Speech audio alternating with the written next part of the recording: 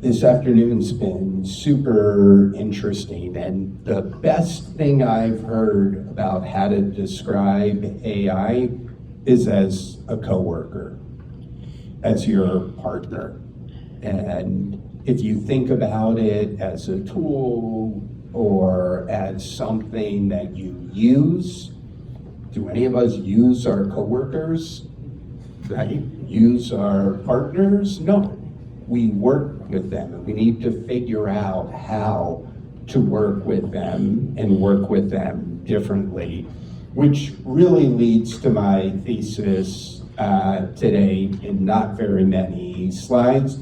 We all are embarking on a workforce reinvention project, and to think anything less than that diminishes the value and the effort that's going to be required to succeed. I've spent my entire career studying data and processes, and the only way to succeed is to build an engine, to build a set of processes, and to start thinking about that as we embark on this workforce reinvention. So who thinks AI? So first, any technologists in the room? CIOs? So a handful of technologists. Who thinks AI is a technology problem? Not even a technologist. No, I couldn't get anyone to bite. AI is not a technology problem. Every single one of you and every single company you work for can have all the AI that you want. On my phone, I have ChatGPT. On my desktop, I have Gemini and Claude. I talk to them every single day. I have $1 million McKinsey consultant on my team working 24 hours a day as my partner in helping build strategy. What AI really is a people problem. How do you get people to think and behave differently? And ultimately, every one of us in this room own solving that problem, because it's how do we change human behavior?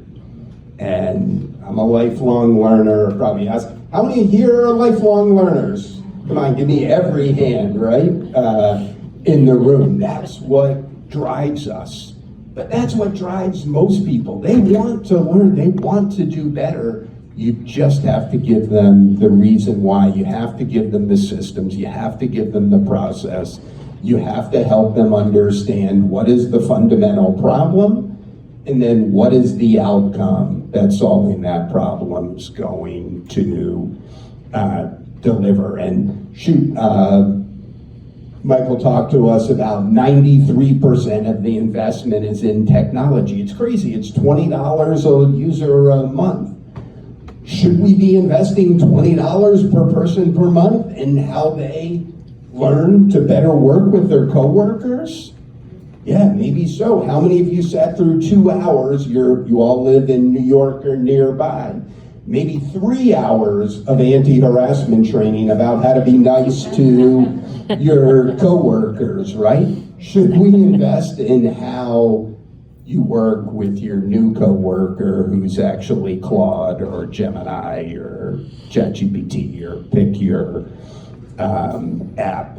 The other was David talked about 37% of the skills that you know today aren't going to exist 5 years from now or more years from now.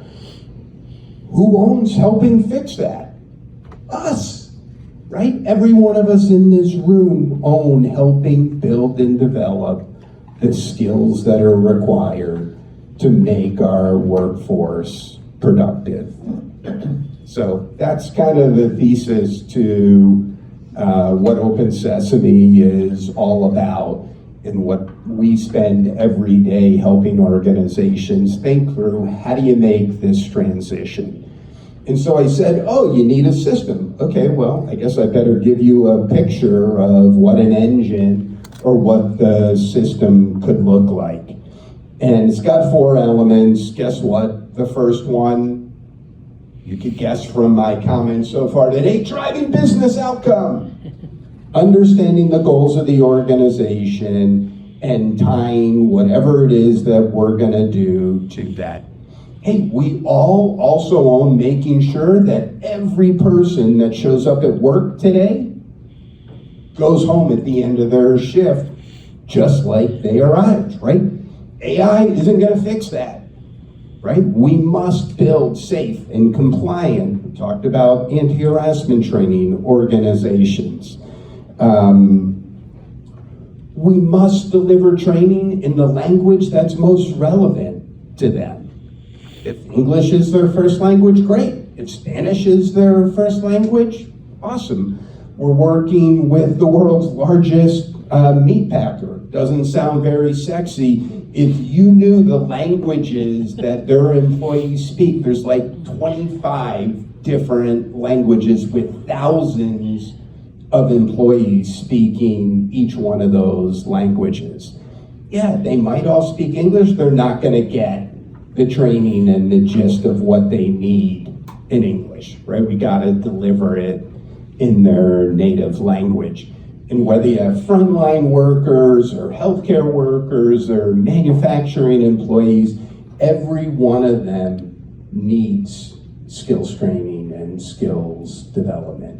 Someone mentioned earlier about retention, right? Think about frontline workers. That is the #1 challenge with frontline workers, is how do you get them to stay?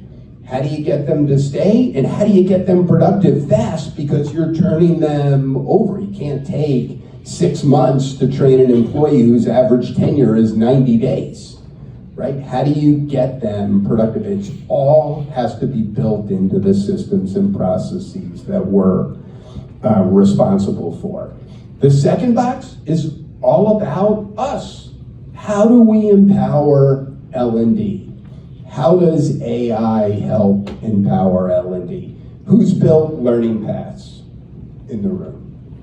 Almost everyone. Guess what? We don't actually have to do so much of that anymore. AI, my partner, is gonna do 80 or 90% of the work in helping curate what content's required to teach what skill.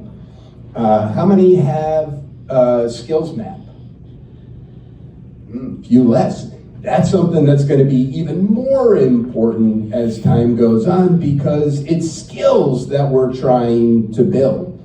If you're thinking about competencies, how do those map to the skills that we need to build for each and every person in their role to be successful?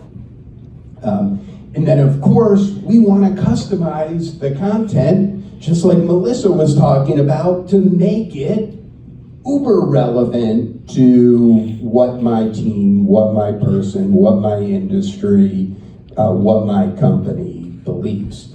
And again, AI is the way we're gonna do that. And all of this is changing just in the last 12 months.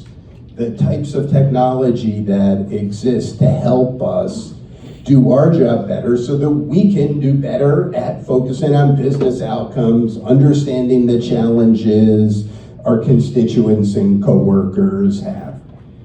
The third box is think about where people want to get their training. Who wakes up in the morning and says, hey, I'm gonna go get my training and go to the system to do that? I did. Right? That isn't what we wake up. This morning I woke up and went and did yoga sculpt for an hour. That's what I woke up and started thinking about.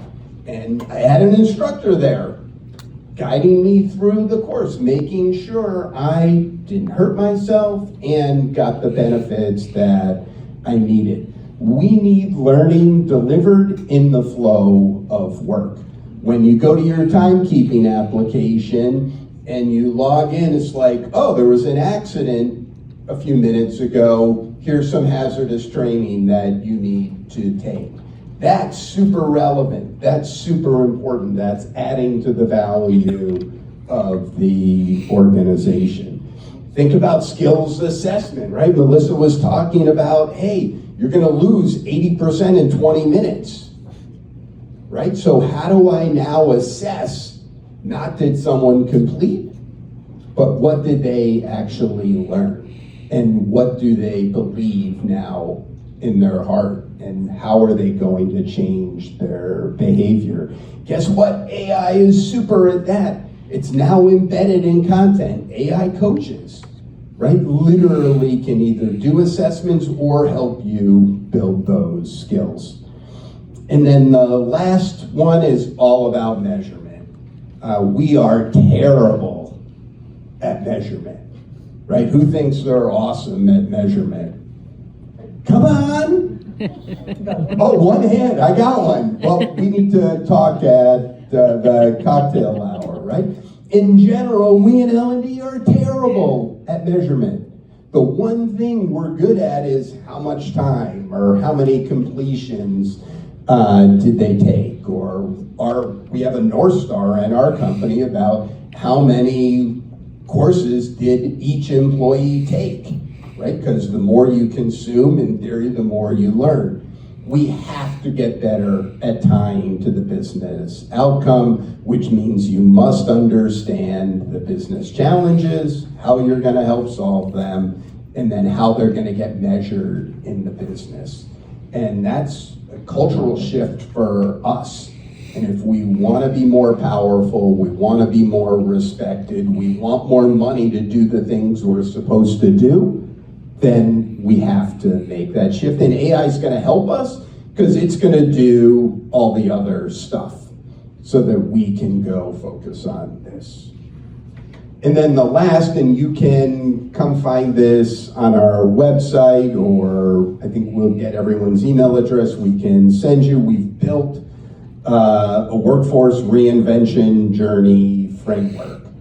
I've used most of my time, so I just want to say at the bottom, so you should look at this and kind of assess where you are, but if you're in basic, that's not bad.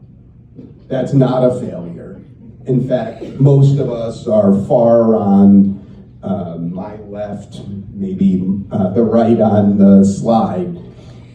It's okay. It's a starting point. You can't succeed until you start. And one of the key ways in understanding how to succeed best is to know where you are. And so with that, I'll kind of leave it, but we all want to get to the far right of this slide and be advanced. And it's gonna take time. It's a journey. How many here have an LMS? Yeah, most. That likely puts you in this structured category, right? So you're on your way. You're delivering content in a highly structured way using 360 Learning or UKG or whatever platform you have. And now we need to start adapting and moving forward. So thank you for that.